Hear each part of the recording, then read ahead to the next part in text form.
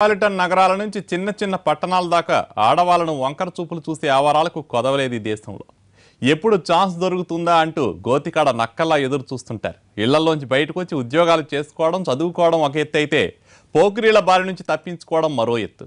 ఇప్పుడు వేధింపులకు గురైంది ఎవరో అబల కాదు, తనలాంటి మహిళలకు రక్షణ కల్పించే మహిళా కానిస్టేబుల్. ఇంటి చుట్టూ మోగిన పోకిరీల వేధింపులు భరించలేక ఆ అమ్మాయి ఏం చేసిందో మీరే చూడండి.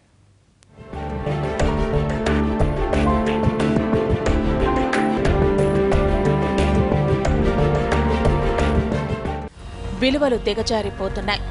ఆధునిక పోకడలు శృతి మించుతున్నాయి. యువత పెడదారి పడుతోంది. అమ్మాయిలను వేధించడమే పనిగా పెట్టుకున్న కుర్రాళ్లు ఎంతకైనా బరితెగిస్తున్నారు. మునుపెన్నడూ లేని విధంగా వేధింపులకు దిగుతూ మహిళలకు నరకం చూపిస్తున్నారు.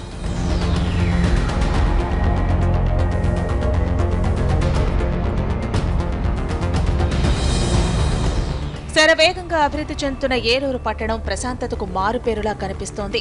కానీ లోపలంతా వేరుగా ఉంటుంది. ఏటేటా పెరుగుతున్న నేరాలు, ఘోరాలు ప్రశాంతతను చెదరగొట్టేస్తున్నాయి. మరీ ముఖ్యంగా పోకిరీల వేధింపులతో మహిళలకు రక్షణ కరువైంది. పోలీస్ డిపార్ట్మెంట్లో పనిచేస్తున్న మహిళకు భద్రత లేదు.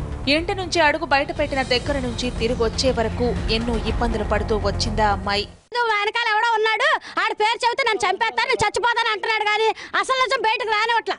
పేరు ఉంది, ఉన్నారు నా వెనకాల అంటున్నాడు. కానీ అసలు నిజం చెప్పట్లా. చెబుతాను నన్ను చంపేస్తారు అంటున్నాడు. వాళ్ళు ఎవరో చెప్పంటే చెప్పరు అంటున్నాడు. ఇప్పుడు వాళ్ళు చెప్పడం కోసం మేము ఈ ప్రయత్నాలు చేస్తున్నాం.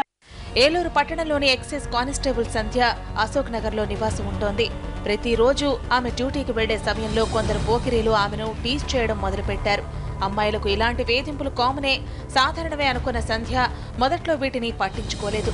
దీంతో కుర్రాళ్ల జోరు ఎక్కువైంది. సెల్ ఫోన్కు అసభ్యంగా మెసేజ్లు పంపించడం, బయటకు వెళితే కామెంట్లు చేయడం చేశారు.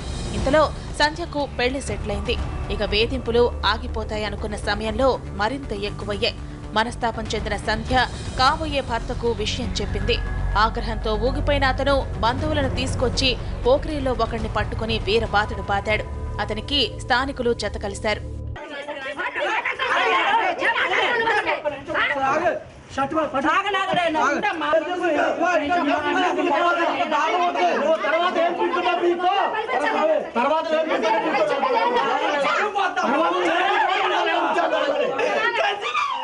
సంధ్యను వేధించిన మరో ముగ్గురు పోకిరీల గురించి ఆమె బంధువులు, స్థానికులు వెతుకుతున్నారు. పోలీసులు కూడా ఈవ్ టీజింగ్ కేసును సీరియస్ గా తీసుకున్నారు. ఇక వాళ్లకు ఊచలు లెక్కించడమే తరువాయి. ఇలాంటి వారిపై కఠిన చర్యలు తీసుకోవాలని డిమాండ్ చేస్తున్నారు స్థానికులు.